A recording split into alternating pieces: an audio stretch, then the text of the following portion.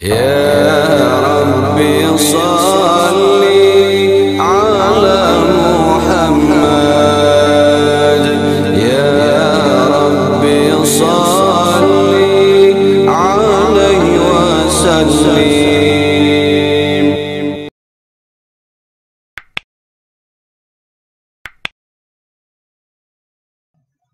Banyak cara yang dilakukan kaum Salafi Wahabi dalam mempengaruhi masyarakat untuk menjadi pengikutnya. Selain menggunakan dana, pendekatan-pendekatan agar orang bersimpati dan percaya kemudian mengikuti paham mereka juga dilakukan. Misalnya, kalau ada orang yang sakit, mereka wajib menengok pertama kali. Pertama mungkin dia sendiri mendoakan. Setelah itu bersama istrinya, membawa sarung atau membawa gula. Targetnya pertama mereka dianggap baik. Bahkan kalau sampai ke rumah sakit, mereka akan berani nyetop angkot. Masalah uang belakangan, tidak urusan. Mereka bisa menelpon yang jadi DPR atau yang banyak duit. Wahabi akan selalu mencari majelis ta'lim atau acara-acara yang mereka anggap bid'ah dan sesat, termasuk acara-acara maulid. Tujuan mereka mencari kelemahan, dan kelemahan itu dijadikan untuk menyerang. Pengikut Wahabi menjadi pembicara publik biasanya sangat menerima kritik. Bahkan dia minta dikritik mengenai apa yang telah disampaikan. Dan orang yang mengkritik biasanya akan diberi hadiah. Ini berbeda dengan selain Wahabi, termasuk pembicara publik, penceramah dari Nahdliyin misalnya.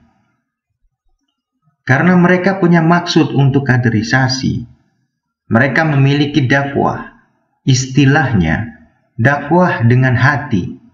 Intinya, mereka dakwahnya kebanyakan bilhal, menggunakan metode. Tidak usah banyak bicara. Setiap kadernya dimuhasabah. Sudah tidak berjamaah berapa kali, sudah silaturahim ke berapa orang. Cara Wahabi mempengaruhi orang itu sekenanya. Jika bisa dipengaruhi menggunakan fikih, maka fikih yang dipakai. Jika bisa dipengaruhi menggunakan akidah, maka akidah yang dipakai. Di internal, kader Wahabi itu bertingkat-tingkat dan berkelas-kelas. Semua tingkatan di kader dan ada panduan khususnya.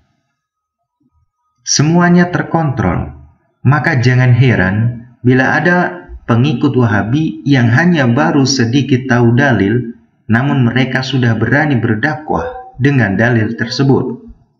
Bagi kader internal, mereka ada metode tarbiyah.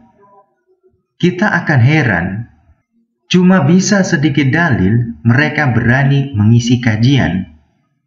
Mereka ini sudah dilatih. Mereka mengajarkan akidah terlebih dahulu, dan mereka tidak peduli dengan syariat dahulu. Tujuan kelompok Wahabi serupa dengan Hizbut Tahrir Indonesia, yakni khilafah ala minhajin nubuwah, mengembalikan kekhilafahan sebagaimana manhaj Nabi Muhammad versi mereka. Indonesia bagi mereka tauhid. Harus berhati-hati dalam hal dukungan politik, karena mereka sebenarnya hanya mencari kesempatan.